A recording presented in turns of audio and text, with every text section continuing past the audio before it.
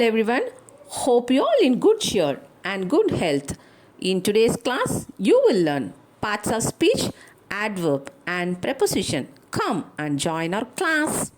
Next part of speech is adverb. First, let me define you what is an adverb.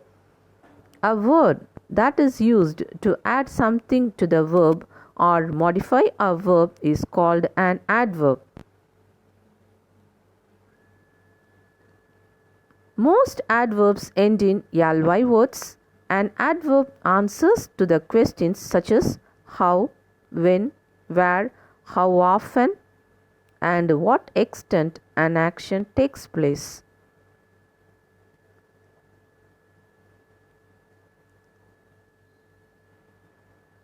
Some adverb words loudly, slowly, softly, easily, etc.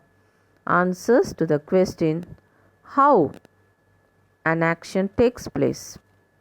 Next, today, tomorrow, yesterday, soon, later, already, etc. answer to the question when an action takes place.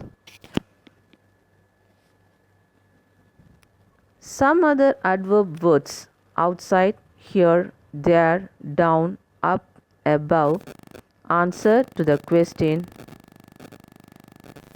where.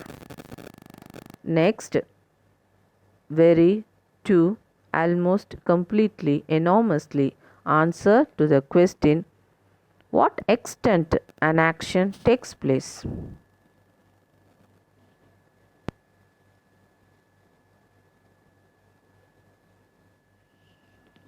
Other adverb words like never, seldom, rarely, sometimes, usually, often, always, etc.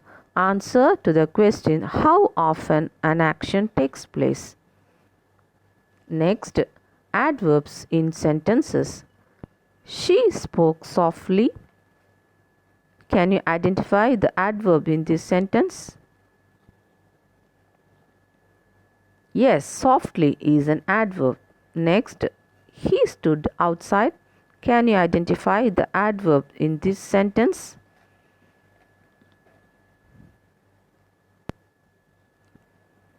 Exactly. Outside is the adverb.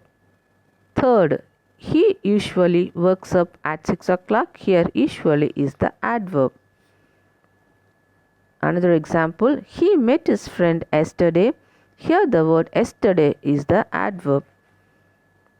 One more example, the cat licked up the milk very quickly. Here, the adverb quickly is modified by the another adverb very. Hope you all have understood the grammar part adverb.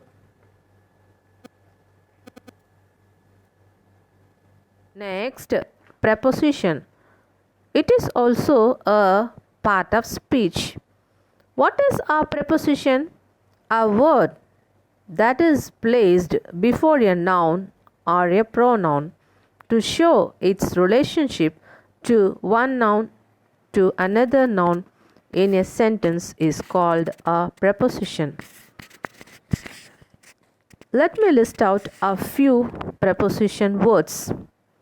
At, on, in, for, to, of, with, within, into, above, over, beside, below, towards, among, in front of, between, etc. Preposition words shows time, place, and movement of a noun or a pronoun. Now, prepositions in sentences. First, he kept his books on the bookshelf. Can you identify the preposition in this sentence? On. The preposition on here shows the place of a noun. Next, he goes to school on time. Here we can find two prepositions to, on. On refers to preposition of time. To refers to preposition of place. Third one, the kite flew above the trees. Here, above is the preposition which shows the place of the noun. Next example is the ball fell into the water. Here the preposition into is used. Into here shows the movement of the noun. Fifth one, he sat beside his friend. Here the preposition beside shows the place of the noun.